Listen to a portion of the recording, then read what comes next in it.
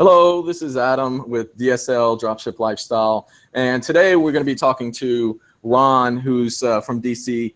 He got started with dropshipping recently, but had a online background and in e-commerce and some other things. So welcome, Ron. How are you doing today? Fantastic. Thanks for having me on. I really appreciate being here. Yeah, so thanks for coming on as well. And Ron, so yeah, you did 50,000 in sales the first month dropshipping. So if you can walk us through, what were you doing before you found Dropship Lifestyle, your story, in other words, and then how did you find Dropship Lifestyle, and you leveraged your experience in what you were doing before to grow your business that fast? Sure. Well, I have a lot of experience in online marketing. In fact, I started selling things on the internet before the World Wide Web. It goes back to a company in France called Talik Alcatel, and they created a thing called the Videotel. And I worked as a consultant for a long time, working with companies like Napa Auto Parts and Bell South. So, I did a lot of e-commerce for other people and decided to do it for myself. I did a lot of blogging. I mean, I tried, like so many people, I tried to make money a lot of different ways online. And some of that was setting up blogs, and I had some success setting up a blog related to wine and selling wine coolers and that kind of stuff. Not wine cooler, the drinks, but wine cooler, the wine sellers. And did affiliate marketing with Amazon. And finally, I decided that none of those were really good. So I started researching what was a sensible thing to do. And my background includes owning a brick and mortar store. We sold vitamins and things like that there. And I thought, there's got to be a model that is like owning a store. I mean, has to be. And I started looking around, and I saw the model of, selling on Amazon and fulfillment by Amazon and all of that. And finally, through some email from somewhere, I don't even remember where, I got a note from Anton that said, DSL is the model. And started looking into it. I think I got his, if I remember right, it was a 10 video freebie course. And I said, man, this is it. This is essentially selling online and creating an online store. And it had all the right elements for me. So that's how I really got going in it. Oh, wow. Okay. So you were doing some affiliate marketing, some blogging. You were trying to figure out, I guess probably how to leverage your time, how to leverage your resources. And a lot of that is online. A lot of people are starting e-commerce stores. So if you could kind of walk us through, okay, so you went through the 10 videos, the Dropship Lifestyle 10 video mini course. And then what were some big aha moments while you were going through that? And then what made you, I guess, want to take the plunge to the full course after that? Well, actually, it took me, because of some of the research that I had done in other online sales models and what I already knew, it took me probably 10 seconds after going through the 10 modules to decide that I wanted to do the full course. And I signed up for it almost immediately, and really loved the material there. And it's just one thing that I want to say to everybody that's on the call is you don't need anything else. Everything is there. If you just pay attention to what's there and follow through, you'll do a great job. And so I found that, as I started actually implementing, there were some things that were a little bit different, but I have a number of really big ahas that hit me. The first one is that everything depends on the product that you select. If you select a good product, you'll be successful. And too many people get panicked and they think they have to find a niche right away. And you really don't. Spend time. We spent a lot of time researching what is the perfect product. And part of that also is I found that I couldn't do it all by myself. What I did was I found a product advocate and made him my partner. And so he was an expert in this product already. And I didn't need to learn a lot of new things. I just had to do the computer stuff, the geeky stuff, to implement everything. So really, if you look at it, we looked at in our product, the critical factors were the high price And why? Because that way you can pay for the advertising. Something that's easy to use. It doesn't require somebody to be on the phone with you for 2 hours to figure out how to turn the button on and off. Something that people are not likely to return. All the things that are in the DSL model, pay attention to it. Pay attention to it. The second thing that we did was we figured out a way to really distinguish ourselves from the competition. We're getting into a market or a world where there's so much competition out there. And, as I began researching niches, I found that for a given product, there might be 50 people selling it. And, trying to compete with those 50 people using the same images that the manufacturer is providing, using basically the same copy that the manufacturer is providing, didn't get the job done. So we spent a lot of time developing our own images, creating a brand. When we do Google Shopping, we put a little logo in the shopping image to distinguish ourselves. Anything you can do to distinguish yourself is really important, because otherwise you're going to end up competing strictly on the basis of price. And then the next thing is you can't do everything yourself. So those of you who are out there struggling, trying to figure out how to do everything yourself, just forget about it. I mean, find partners, find people on Fiverr, find whatever you need and get the job done. Do what you do well. Do what you do really, really well. The other thing that we've done is we've really looked for what I'll call an umbrella niche. And what that means is that for us, that umbrella niche is something that we can put a lot of different products in and take advantage of cross-marketing to different stores that we create. So, for example, right now we're doing remarketing on both Facebook and on Google, and we're using lists that we create from 3 stores that we've got going now, and everybody's seeing everything. So it really, really is paying off. I mean, we saw a big surge in sales, in fact, as soon as we started that. What does that look? If you don't mind staying on, sure. what does that look like? The remarketing and that process for you, and how does that upsurge? Yeah, well, basically, what you do, business. It sounds like it's helped, but if you can expound upon that a little bit more. Yeah, basically, what you do is you go into either your Facebook account or your Google AdWords account. Actually, it's and you put a little bit of code onto your site.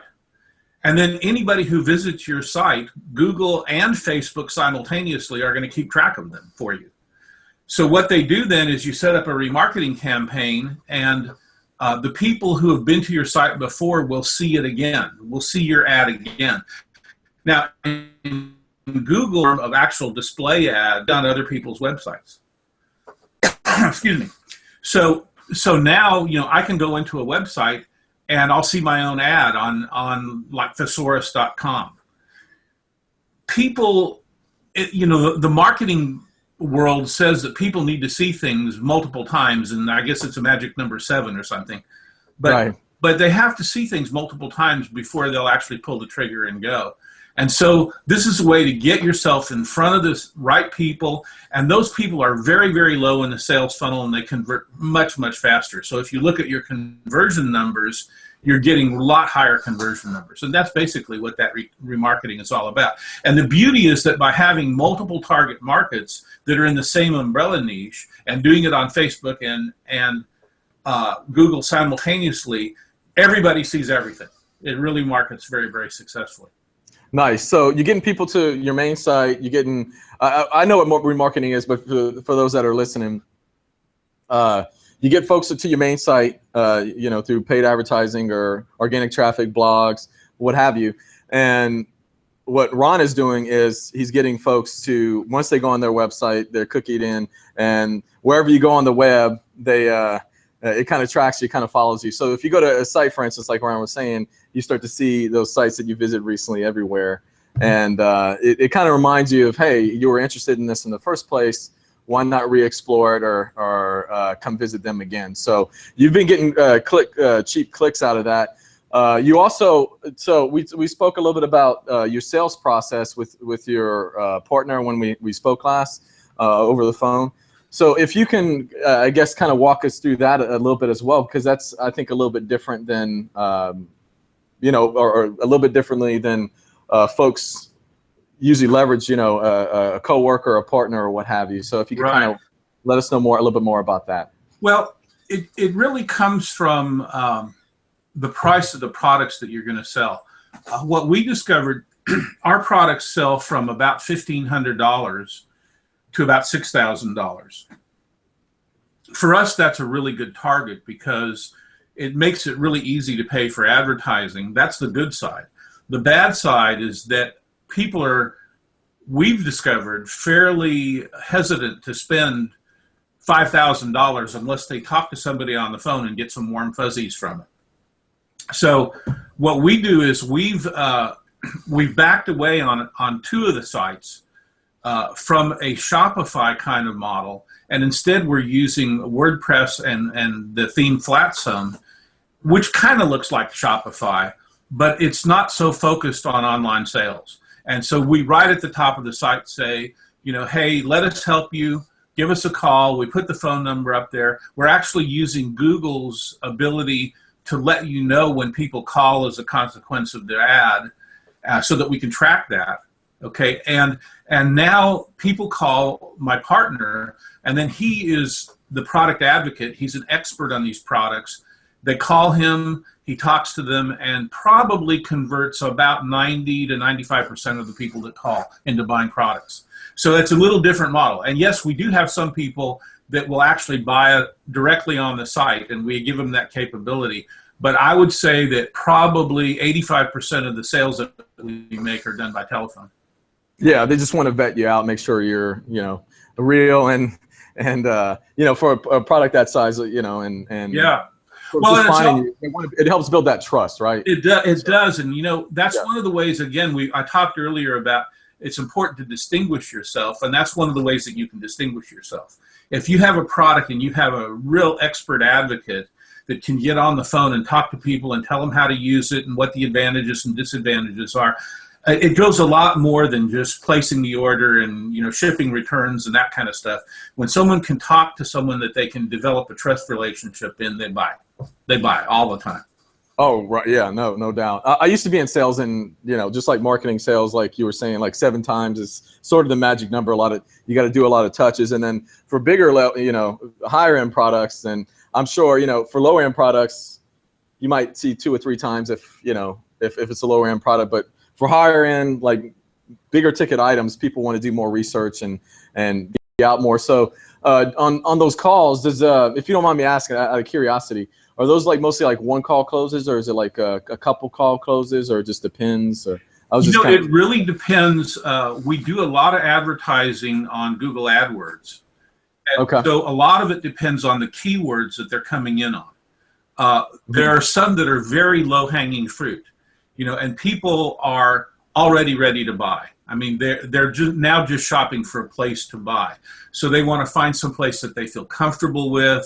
They like the people. They feel like they're going to get support.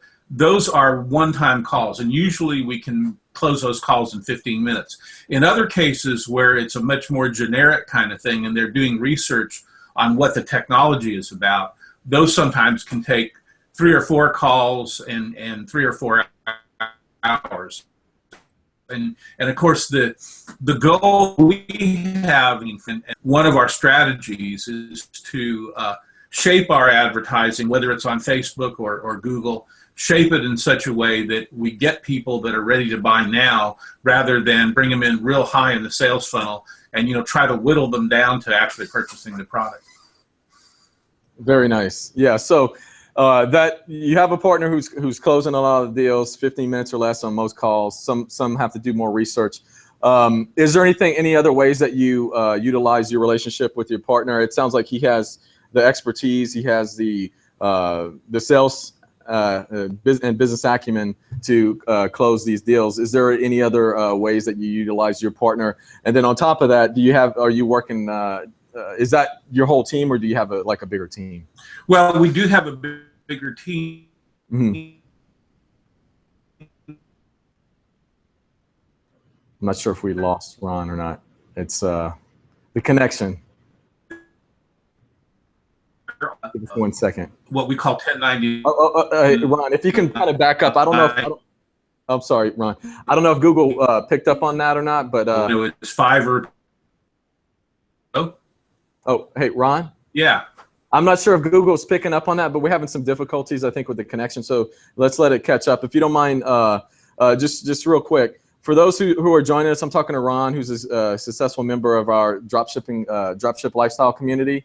He had $50,000 in sales. If you're joining us on YouTube, ask your questions on the sideboard. We'll see if we can get to any of them. But Ron, I think some of that question got cut off. So if you don't mind starting from the beginning of, how do you leverage your partner a little bit more, and then your team. So sorry about that. Okay, well, the umbrella niche that we work in is healthcare. And my partner is a chiropractor, and I am actually trained as an acupuncturist, among other things. So we leverage each other on an ongoing basis by comparing the products, by comparing our success with the products. Every product that we sell, we personally experience. All of that helps. And then it just helps to have somebody to bounce ideas off of. And, I do most of the actual construction of the websites, but it helps to have somebody look at the copy, from his point of view, tell me how he reads things that I write. We leverage the relationship that way in a lot of ways. And then I think the other thing is that, we focus on, he takes over more of the financial aspect of things and getting the products ordered from the manufacturers and those kind of things. And I focus more on the advertising. And what we've discovered is that by dividing it up that way, we really do a better job, because I can really focus in and refine our advertising spend on advertising. Great, yeah, and I remember I pinged you, and you're like, "Hey, I'm working on some ads. I'll ping you in a minute on Facebook." So yeah, you're highly focused on the ads and the setting up the website and the technical piece.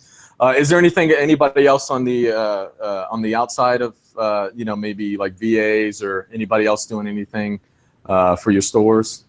Not so much. Like I said, we do have some people that are doing artwork, but I've done a lot of advertising copy in my experience and things like that, so we really don't need that. One thing I will say to people, though, is if you're not good at writing copy, don't. Find somebody that does a good job of that, because it makes all the difference in the world. And that's one of the things you can really distinguish yourself on, is the quality of the copy that you write and the quality of the images that you put on your site. Yeah, for sure. Yeah, because it kind of warms them up. It sells. It makes a lot of sense. That's a good point, because I think a lot of people miss that and try to maybe copy and paste and spin a little bit. For those that don't know, spin, and you take other copy from somewhere else and just change some of the words and things like that. But getting someone to actually write it, like you said, you can't really replace that. That's a good point. So and I think what we try to do is we try to really understand. We try to get into the mind of the people that are going to buy our products, and try to think as they do, and then answer their questions. And what people don't understand is that websites are not just, they're also becoming the salesman. And you were in sales. When you go and talk to a car salesman, what they do is they're talking to you, they're making the sale, they're convincing you, they're solving your problems. And that's what your copy has got to do. You can't just say, this is a neat thingamajig, buy it, and how it's going to benefit them. All of that's got to be in your copy. And it's got to be done really, really well. Great point. Yeah, for sure. Since you're not talking to them, you got the sales guy for them, but then it takes them that many touches for them to even pick up the phone and call. So you did mention, I think when we spoke about a tracking number, can you talk a little bit about that? Like, how do you leverage that? You mean the telephone tracking on advertising? Yes. Yeah. Well, the technology is really pretty interesting. When you are working with Google, what they will do is give you, I forget what they call their technology, but essentially what it does is, in our scenario, the typical Google methodology is to identify, say, the thank you page. And when people hit that, that's called a conversion in their world. And since most of our people don't buy on the website, they're never going to hit that page. So we talked with them, and they said, well, what we can do is let's say that the objective of your site is to get somebody to call on the phone. And so what they do then is they set up your site so that anywhere a telephone number appears on your site, Google will, on a real-time basis, exchange their own telephone number for your number. And so people will call that number, and then Google can track when they make that call, and then we'll forward it on to you. And that's what they call a conversion. So what we've been able to do is we've actually been able to see exactly how much it costs for us to get a phone call through Google advertising. And that's been huge. I mean, it's been gigantic, because we went from hundreds of dollars now to $800. And that sounds like a lot, but when you're making $1,000 profit on each item, it's really not very much at all. So, but that's essentially how it works, is that you're able to see the effectiveness of the advertising in dollars and cents terms. Okay, great. So you'd have to essentially, get 10 clicks without a sale to lose money, but it doesn't sound like you do that. You have a high closing ratio with your partner, 85, 90%. It sounds like you have your conversions down pretty pat. So this kind of piggybacks off of this. So whatever you can share there, but there's someone with the handle 2 people in Spain that's asking what is a healthy monthly advertising budget for someone starting out. So that might be kind of a loaded question or hard to answer, but if you can kind of give us your take, and then on that would be great. Well, actually, that's an easy question to answer, as much as you can afford. Okay. And really, that is the answer. Now, I think that what you can do is get some feeling for how much that's going to be effective by thinking about what the conversion rate is going to be. And let's just say you can convert 2%, which is that's really not a bad number. 2% of the people who click are going to buy. Mm-hmm. You can go in and look and see how much your clicks are going to cost and figure out what it's going to cost to sell your product. So if it's costing you $5 a click and you have a 2% conversion rate, that's going to be $250 to sell the product. If you're selling a product that you make a $5 profit on, that's smart. That's just not the way to go. So you have to make sure that you pick the advertising channel that corresponds to your product. And you and I talked about this a little bit. And, we've come up with some numbers. They work for us. I'm not going to say they work for everybody. But what we've discovered is if the product retails for $250 or less, Facebook is the way to go. I mean, it's really, for us, of the platforms we use, probably the cheapest advertising. In the $250 to $700 range, we like to use Google Shopping because that's pretty effective, but that's only for real physical products. And presumably most of the people on this call, that's what they're selling. And then for anything above $750, we go to Google AdWords and Bing and things like that, and that works really well. And then the remarketing campaigns go in there as well. I think that the answer, and it sounded kind of flippant, but to say as much as you can afford is exactly right. And what you need to do is you need to go in, kind of get a general idea of how much it's going to cost you. And when you start out, it might cost you more. You might lose money on your first few sales, and that's okay.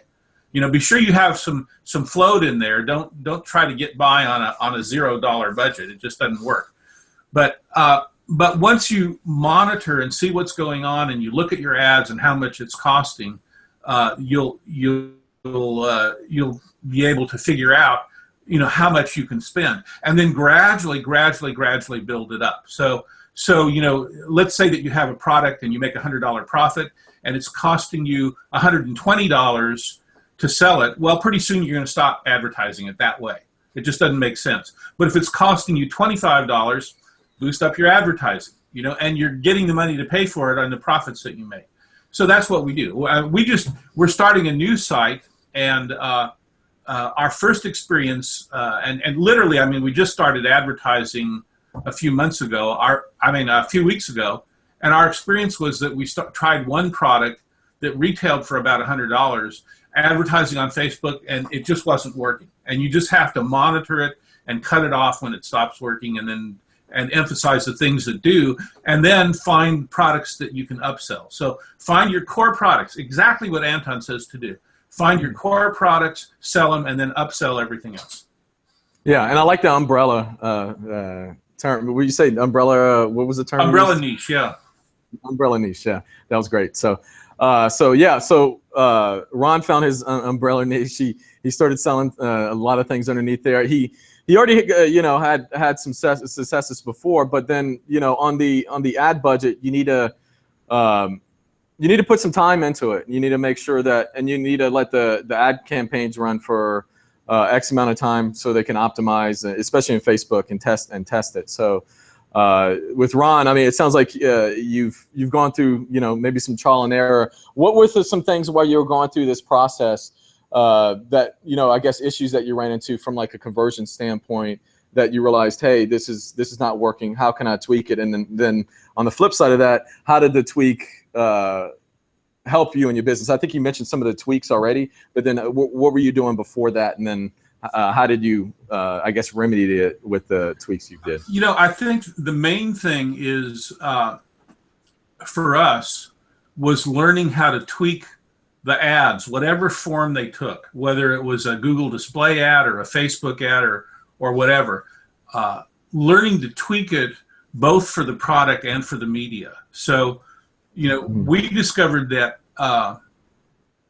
for example, a Google display ad using through their display network, and that's where you're showing your ad on web.md or webmd.com, or Thesaurus or something like that. That requires qualitatively a different kind of ad than on Facebook. You have to realize that on Facebook, a lot of people are going in and maybe now they're not talking about politics so much, but they're talking about politics, or they want cute dog pictures or pictures of their kids, and they're not about buying tractors. That you have to understand that. And if you're trying to sell a tractor, then you've got to find out how to sell it in a way that will attract their attention. And so for us, that was the main tweaking that we did. And then of course the other tweaking was really on price. What really sells, your target markets, all of that's important on Facebook. On Google, not so much. There it's all about keywords. And there again, it was tracking keywords. We had a really interesting scenario where we discovered that for one of our products, we were getting amazing number of clicks. I mean, the conversion rate was unbelievable. It was like near 20% in terms of people who saw our ad and then clicked on it, and yet we weren't getting any conversions. We couldn't figure out what was going on, and so we did our homework, and this is really important. And we found out that keyword, there's also another company selling a completely different service that has exactly the same keyword, and people were coming to our site, looking at our site and going, oh, that's not what I want, and going off. So what we did in that case was discover that probably 80% of those people were coming in by mobile phone. And so we actually discouraged Google to do mobile, and all of our conversion numbers started improving right away. And that's one of the things I want to share with everybody when they start working with Google is, number one, work with Google. They have experts that will work with you and help you. And my experience, interestingly enough, is that the Google platform is so complicated that even their experts get confused sometimes about the right thing to do. So don't think that you can do it on your own. I mean, go to Google. That's what they're there for. They'll help you out, and they'll help you figure things out. And especially if they're convinced that you're going to spend some money with them. I mean, we're advertising now, probably spending in the neighborhood of $15,000 to $20,000 a week on Google. Oh wow! And that's not a joke. Yeah, I mean, it's big time. And so Google is more than happy to talk to us. But I will say that that I have another group of people I'm working with, and they're spending, I think they've got their limit set to $100 a day. And Google is very helpful. They want you to make money with Google, and they will do everything they can to help you. And the same thing is, but not so much with Facebook. You have to learn, go into this slowly, take little baby steps, because both of those platforms are so complicated. I certainly don't know everything there is to know, but I know enough to get the job done, and that should be your objective. You know, a lot of people are like, I'm not going to do anything until I know everything there is to know. That's the wrong way to go. You know, learn what you can, get enough to be effective, and then go with it, and then learn a little bit more, and then learn a little bit more. And don't even try to do multiple platforms to start out with. Figure out what's going to be your best platform and learn it, be effective on it, and then go to the next one. Good points. All great points. So you spend, let's see, so 15 to 20,000 a week. Do the quick math. That's 60 to 80,000 a month. You've learned a lot of things along the way. You know, from Google, you say Facebook's is not as helpful, but is there anything that you can, I guess, zero in on case without, you know, giving niche or whatever, away that you've used Google to get the help you need to get to where you want to go? Well, the telephone numbers is a very good example. You know, I mean, figuring out how to track the telephone numbers so that we could really find out how much it's costing us to get a person to make a call. That was totally Google's idea. I mean, 100%. And they were very, very helpful. They've also been real helpful in shopping, you know, Google Shopping, you know, placing ads. I didn't realize when I first started doing shopping that you could essentially do keywords in Google Shopping. And I forget what they call it, but I think it's like product type is what they call it in their feed.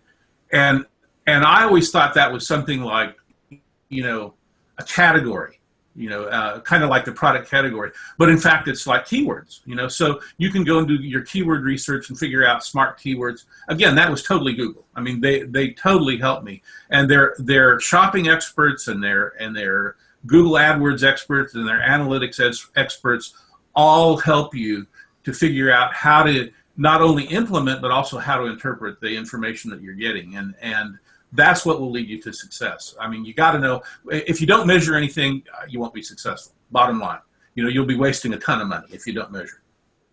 Yeah, no, that's great. So, you know, me personally, I think I said on the last call, I'm not scared to ask for directions. So you gotta be able to say what you don't know and leverage all the resources available to you. So it would be great. I think it would be a great idea to put after the call, I'm gonna hopefully get that number from you, the numbers you call, and link it below. But we've had some new people join us.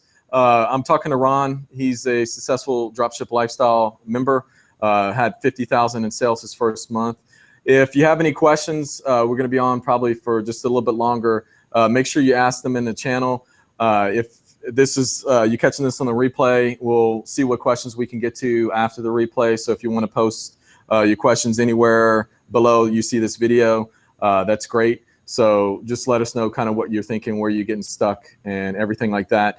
To also piggyback off of that, we do have a advanced AdWords course in Dropship Lifestyle. So if you are a member, make sure you go through that course and let us know what questions you have, as well as in Dropship Lifestyle 5.0. And this might help you, Ron, once I guess you kind of mastered, or you don't know everything, but you got to a point where you're comfortable, it sounds like, with Google AdWords and then the PLAs as well as Facebook.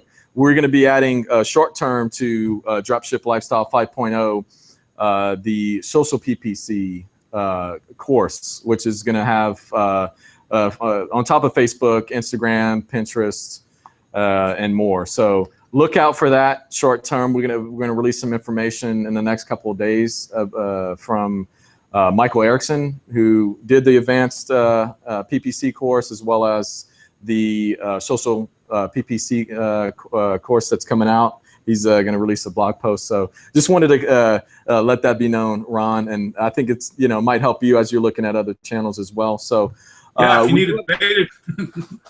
What's that? I said, if you need a beta tester, here I am. Hey, yeah, we might have to. I might have to take you up on that. So, it looks like we have another question coming in. Alex F. Let's see, Alex F. 1989. Let's see his handle. On YouTube. So, did you do your product feed from scratch? I noticed that you mentioned product type. I was battling with this for a long time. And then he goes on to say, wait, just 1 second. I think this might be related to Susie. I feel like, because he just commented as I was asking the question, he just put another comment in there. I feel like my feed is so far from optimized, but everything is just exported straight from Shopify. So that's kind of the long, if you need me repeating that, let me know, but that's all we use. No, I got it. Okay. I guess it's just my personality, but I always like to be in control. It comes from flying airplanes a long time ago. You know, you always like to be in control. And for that reason, I do my product feed entirely from scratch. Now, it's a no-brainer. I mean, I really want to tell everybody all that you have to do is go into your Google Merchant Center, you know, get your analytics set up, get your AdWords set up, get your Merchant Center set up, go into your Merchant Center, link it all together. Google will help you do all of that, okay? And then you go into the product in your Merchant Center, go into feeds, okay, and press a magic button that says you're going to do it by the Google sheet, and it'll bring up a pre-templated sheet, and all you have to do is fill in the blanks. You know, so it's really not that difficult to do. I encourage everybody to do it, and that's what we did, and it was very successful. But again, you know, I used Google as a resource. I went in, I said, what do I put here? What do I put there? What do I put there? You know, there were issues. You know, like how do you our products? The Google model likes to ship. This is a good example. They like to have shipping on the basis of weight. Okay, well, our shipping is on the basis of product. So it's X dollars to ship product A and Y dollars to ship product B. And honestly, when I had the guy on the phone, he didn't know how to do that, you know, but he had a guy next to him that knew how to do it. So they found out, and, you know, it took us probably 5 minutes to get that all figured out. Don't be afraid of that. You know, go ahead. I haven't been gigantically impressed by what Shopify does in terms of the feeds that it provides for shopping. I mean, it's okay. It's better than nothing. Absolutely. You know, but I would encourage everybody to, as quick as they can, go ahead and set up their own feeds. And like I said, it's not very difficult. You basically just, Google will automatically come in and look at that sheet at midnight every night if you ask it to, and make whatever changes you want to make. And like if you want to put something on sale, put it on sale. Make sure that your actual site that you're linking to, the page that you're linking to, reflects the same price that's on Google, and everything will be great. Great. And there's, I mean, you know, go add on that, build on that, is I've gone through like some remarketing videos recently, and I know that, you know, in terms of like feed and going through, and if you have a bunch of products listed on your page, you can also, with remarketing and through your ads on the back end, on some of the like Google Analytics and things like that, you can track and see how much they've scrolled through the page to see kind of where they I guess stopped, you know, lost maybe some interest, or maybe put your most converting products at the top. There's a lot of things that you can do to optimize your store. In other Absolutely. words, Absolutely. And that's really important. I mean, is to use that combination of analytics with your Google Shopping, because you can come and see what pages people are going to, and then where they go from there. You know, and some of them may go straight to the shopping cart. Other people may go look for totally different products, and then that will give you a hint about what to advertise next. Great. Yes. So use that data, and that's going to help you convert to more sales. So let's see if we have any other questions coming in. I think we're getting closer to wrapping up. So is there anything else, I guess, besides what you have mentioned, like one or two things? It sounds like some of the biggest things is, hey, you found a partner, you leveraged your partner to for his expertise, as well as his sales and business experience. Also for inventory and things like that. You've also, it sounds like zeroed in on like what you were doing maybe wrong, or could have been optimized in your Google AdWords as well as Facebook, and figured out how to get really good at that. And it sounds like you're learning every day. Is there anything else besides that, like any like big things that you could kind of pinpoint that have helped you? Well, yeah. Interestingly enough, there's a fellow in Austin named Keith Cunningham. I don't know if you know him, but Keith sounds kind of is a gazillionaire and one of my mentors. And oh wow, Keith taught me something that I want to share with everybody, because I've seen so many times people chasing silver pennies or shiny pennies. Oh well, this didn't work, I better do something else. It's this. What he says is, you never achieve success with big one-time giant successes. Okay, instead you always achieve success by taking small, consistent daily steps. And that's what we did. Okay, we didn't get discouraged. I mean, one thing I want to share with everybody, and I'm a real big proponent of DSL, because one thing I want to share with everybody is that the model is there, and you have to have faith in the model. And it may not be perfect for you in all respects, but if you work with it and have the faith that it's going to work, and you guys are pretty helpful, and especially the DSL group on Facebook, really helpful. Go in, do it, try it, keep it and be persistent. Go in and every day check your ads and take those little steps every day, and it eventually will pay off. And don't be discouraged if it doesn't pay off the first time you put an ad up. It will eventually. When you get the right combination of product, ad, and all of that, it's going to work. And it's just a matter of doing it. And guess what? You don't know everything to start out. And even going through DSL, you're not going to know everything. You've got to experience it for yourself. But you guys provide a great model to start working on. Yeah, thank you very much. We appreciate it. So, and obviously you're a testament to that, to the models, to the system. And if you follow the system, I don't know if you've seen Kate's talk, but from Australia recently, but she followed the system. She didn't overthink things too much, like the niche selection and everything like that. And then, she's almost at the level of, in a short time too. She's like, in the 40,000 range. And she's just like a one-person operation, just doing most of it. And then she gets people to do a little bit of things here and there. But if you follow the system, and like you said, check your ads, check your conversions, make sure that you see what's working, what's not, then you'll have that data that you can use to get better and figure out what you don't know to close that gap. So, and may I give you an example here of go ahead. Being persistent? We went in one of our stores, and this is the one where we did $50,000 in sales. Month one was 50,000. Month two was about the same. Month three dropped a little bit. Month four was about the same. And then all of a sudden, June happened, and sales went to zero. Zero. Wow. Okay. Now that's a big drop. Okay, so what did we do? Okay, did we panic? No. We started doing our homework again, and it's all about doing homework, and we realized that this product doesn't sell in the summer. So we monitored our Google advertising, and we were spending a ton on advertising, and we cut it off. And basically in that store, we cut off the store during the entire summer. We started it again in October, and last week, we did, I think, 10,000 in sales. This week we did 10,000 in the first 2 days. So that's what I'm talking about, persistence. It doesn't happen.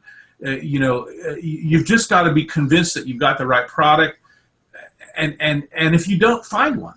Find another product, and it'll eventually all work out. But make sure that you have enough money to get through it. The people that won't succeed, honestly. And I hate to be this is tough love, okay?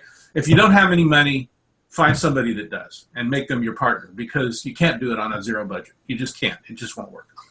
OPM, right? Yeah. Money. Yeah. That's right. Exactly.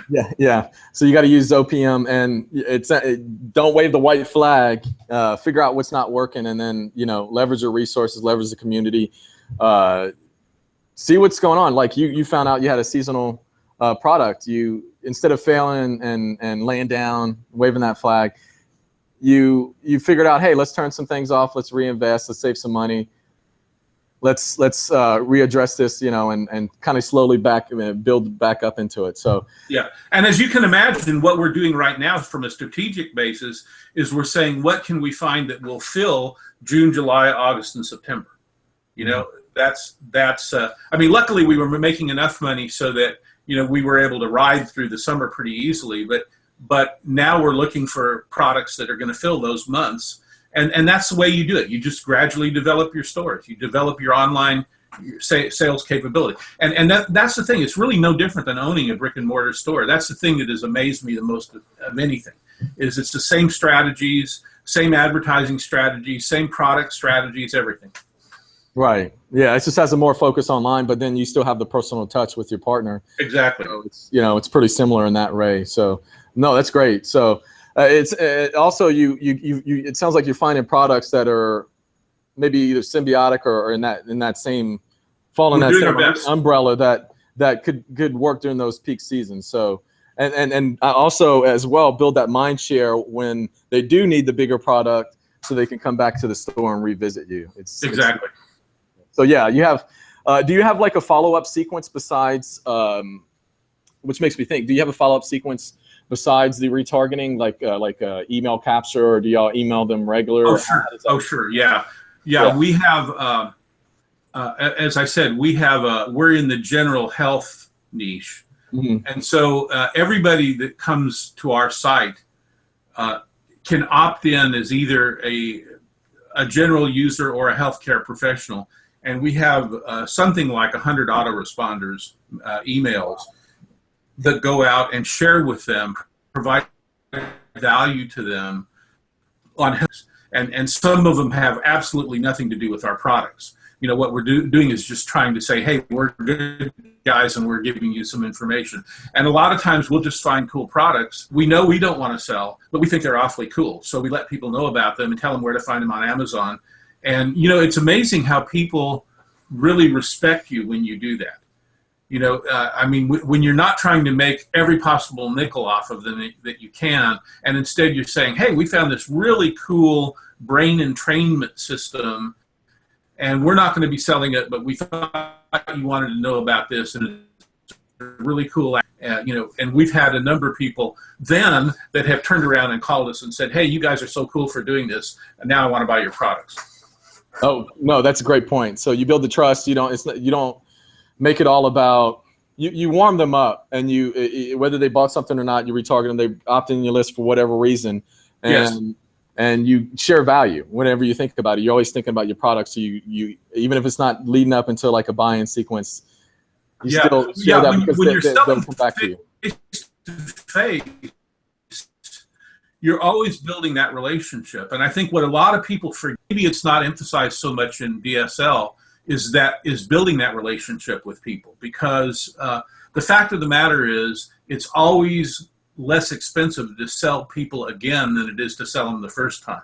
So you build your relationships, you give them value, you make them your buddies, and the next time that they want to buy something from you, they will. They'll come to you first. Yeah, no, all great points. Because when you were saying about the talking about it's like a brick and mortar store or a physical store, I was thinking that, and the reason I was driving that question is a lot of people at those kind of stores don't really have retargeting. They don't have follow-up sequences. They don't get their customers' emails. Right. So it's just like a one and done, or like, hey, hopefully you come back to me. So that's something that can be improved both for offline brick and mortar physical businesses as well as online. Absolutely true. And in fact, in our brick and mortar store, by sending out one simple email a month, we were able to increase our profit by 30%. So, that follow-up email, really, really important. And then that's also where I said that we, cross-fertilize the products in the store, because we do segment all of our email lists, and we know exactly what product people bought. And so people that buy product A, we think they might be B, and people A, we'll tell you all about people B, and 10 or 2% $1,000 items, it's a big deal. Yeah, no, that's great. I know a lot of people. Hopefully, people make it to this conversation because they'll have gotten a lot of value from you. So, Was there any closing thoughts that you had? Anything else that you wanted to share? Hey, we're waiting for 5. Bring it out, guys. And like I said, just be persistent and try to do it on your own, because nobody can do everything. Great advice. Thanks for all that you shared, Ron. If you got any value from our discussion today, please like this, share with someone that you think could get some value out of it. Subscribe to our channel. Comment somewhere. Let us know how we're doing. Let us know what questions you have. Ron, thanks for sharing all the value today. It's been a great talk. I know, like I said, people will get a lot of value out of it. And I'm sure we'll be talking again in the future. Yeah, totally my pleasure. Thank you for having me. Thank you.